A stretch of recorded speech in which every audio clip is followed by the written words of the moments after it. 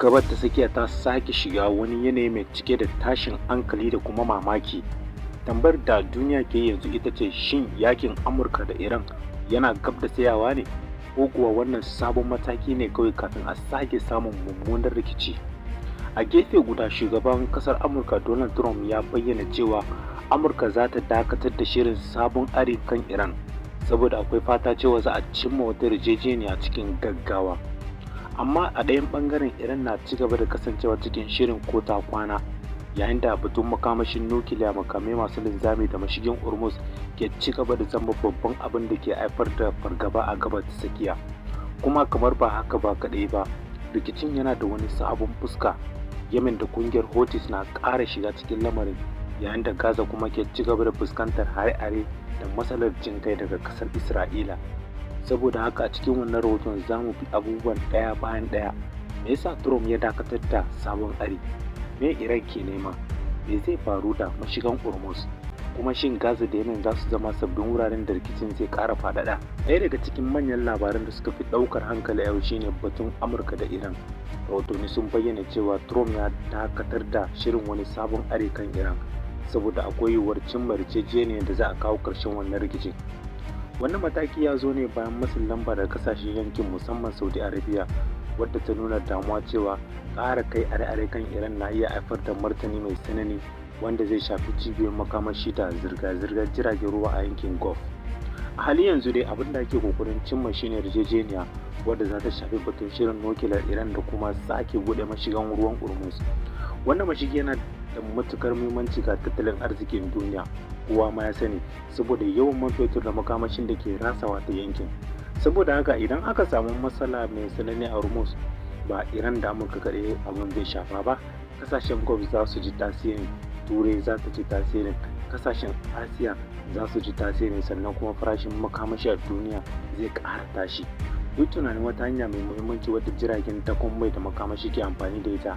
Idan aka samu cikas a wannan hanya, ba wai jiragen ruwa kaɗai za su tsaya ba, kasuwannin duniya za su fara jin tsoro, farashin mai zai iya tashin goron zabi, kuɗin sufuri zai iya ƙaruwa, kuma hakan na iya shafar rayuwar mutane a ƙasashe da dama. Saboda haka batun Hormuz ya zama ɗaya daga cikin manya-manyan makamashin siyasa da tattalin arziki a wannan rikici. Rahotanni sun nuna cewa Iran tana barazana cewa idan Amurka ta sake kai sabon hari, za a iya samun martani kan wasu cibiyoyin makamashi a yankin.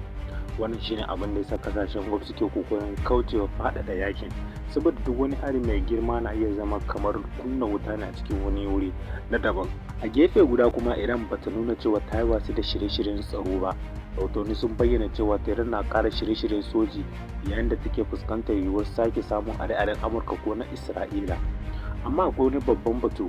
Amurka na son Iran ta amince da wasu sharuɗa da suka shafi shirin nukiliya da kuma zirga-zirgar jiragen ruwa. Iran kuwa tana da nata bukatun, saboda haka tambayar ita ce, shin za a iya samun matsaya tsakanin waɗannan bangarori guda biyu? Idan aka samu yarjejeniya kuma, hakan zai iya rage tashin hankali sosai. Amma idan tattaunawar ta rushe, yiwuwar sabon zagaye na are-are na iya sake dawowa wani.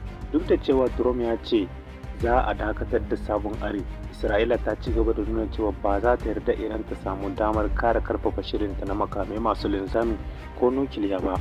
Wannan ya sa batun yarjejeniya ya zama matukar wahala, domin ko Amurka ta so tattaunawa, Isra'ila na ci gaba da kallon Iran a matsayin babban barazana. Saboda haka akwai tambaya mai girma, shin yarjejeniyar Amurka da Iran za ta iya hana Isra'ila kai hari idan ta ga cewa Iran tana ƙara ƙarfi? Wannan shine ɗaya daga cikin abubuwan da duniya ke sa ido a kai. Yayin da idanu suke kan Iran da Amurka, Gaza ma bata fita daga cikin labarun yau ba. Rahotanni sun bayyana cewa hare-haren Isra'ila sun ci gaba da jawo asarar rayuka a Gaza. A lokaci guda kuma ana ci gaba da tattauna kan wani shiri da zai iya kawo sauƙi ko dakatar da faɗar.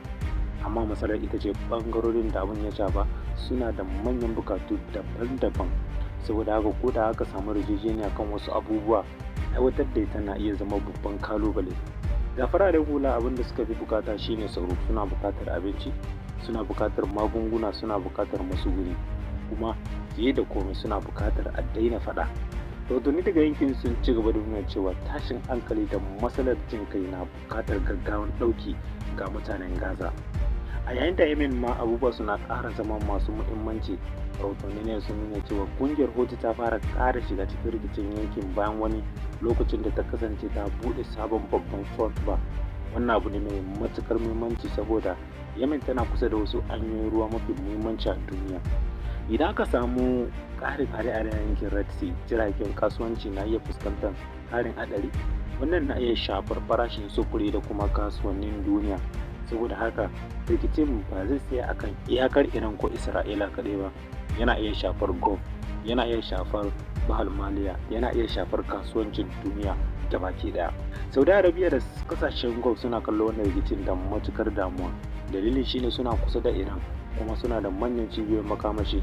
Idan rikicin ya faɗaɗa, ana iya samun barazana ga tashoshin jiragen ruwa, wuraren makamashi da hanyoyin sufuri.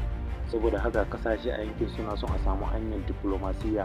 Saudi Arabia musamman ta matsa wajen ganin an rage tashin hankali maimakon a ƙara faɗaɗa shi. Wannan na nuna yadda kasashen yankin suke ƙoƙarin kare kansu daga rikicin da ba su fara ba. Yanzu mu zo ga tambayar, idan Amurka da Iran suka kasa cimma yarjejeniya to me zai faru? Akwai abubuwa da dama da za su iya faruwa. Na farko, Amurka na iya sake duba batun are-are. Na biyu, Iran na iya mayar da martani. Na uku, Isra'ila na ƙara masa lamba. Na hudu, ƙungiyoyi da ke da alaƙa da Iran a yankin na iya ƙara buɗe sabbin front. Na biyar, hanyoyin ruwan Hormuz na Bahar Maliya za a iya shiga cikin matsala sosai da shi. Kuma wannan shine abin da duniya ke tsoro. Ba wai kawai yakin ƙasashe biyu ba ne. Abin da ake tsoro shine rikicin ya rikide zama yankin gabaki daya. Amma akwai wani bangare mai kyau idan aka cimma yarjejeniya tsakanin Amurka da Iran. Hakan na iya kawo sauki sosai. Za a iya rage barazanar are-are, za a iya rage fargabar kasuwanni, za a iya taimakawa zirga-zirgar jiragen ruwa. Kuma hakan na iya buɗe kofar sabuwar tattaunawa tsakanin kasashen yankin. Amma da yanzu ba a samu tabbacin cewa yarjejeniyar za ta ɗore ba. Saboda rikicin ya yi tsawo kuma rashin amincewa tsakanin bangarorin biyu ya yi zurfi. Wataƙila kana tambaya ne, me yasa mu Afirka ya kamata mu damu a yankin gabas ta tsakiya? Amsar ita ce tattalin arzikin duniya yana haɗe. Idan farashin mai ya tashi, farashin sufuri na iya tashi. Idan sufuri ya tashi, farashin kayayyaki na iya ƙaruwa. Idan farashin makamashi ya ƙaru, kasashen da ke shigo da mai za su iya fuskantar ƙarin matsalar tattalin arziki. Saboda haka duk wani babban rikici a gabas ta tsakiya na iya samun tasirin wajen yankin. A taƙaice yau gabas ta tsakiya tana cikin wani lokaci mai matuƙar muhimmanci. Amurka tana nuna cewa tana son dakatar da sabon ayyukan Iran domin a samu damar cimma yarjejeniya. Idan kuma tana cikin shirin ko ta kwana. Isra'ila na ci gaba da sa ido kan barazanar Iran. Gaza tana fuskantar ci gaba da tashin hankali da matsalar jin kai. Yemen da Houthi suna ƙara zama wani muhimman bangare na rikici a yankin. Kuma mashigan Hormuz yana nan a tsakiyar damuwar duniya. Tambayar da za ta kasance a zukatan mutane ita ce, shin wannan dama ce ta samun zaman lafiya ko kuma shiri ne kafin wani sabon babin tashin hankali? A yanzu babu wanda zai iya tabbatar da abin da zai faru, amma abu ɗaya ya bayyana, gabas ta tsakiya tana tsaye ne a wani muhimman mararraba tsakanin tattaunawa da kare faɗaɗa rikici. Ku biyo mu domin samun sabbin bayanai yayin da labarin ke ci gaba da sauyawa. Idan kun ji wannan rahoton ya taimaka muku, ku danna like, ku subscribe, sannan ku kunna notification bell domin samun sabbin labaran duniya da mun ɗaura.